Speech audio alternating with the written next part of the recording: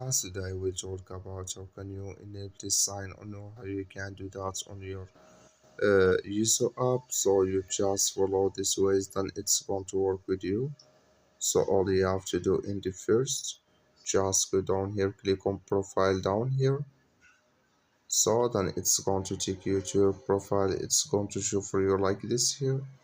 Just go above this sign, click on it here. So then it's going to take you to this list. It's going to show for you like this here. Just click here on reminders here. Then it's going to take you to this list. It's going to show for you like this here. Just click here on check your progress here. Click in this sign. Like you see, this color show for us. And here, check your progress enable with us now. Here can you add your weekday and your time.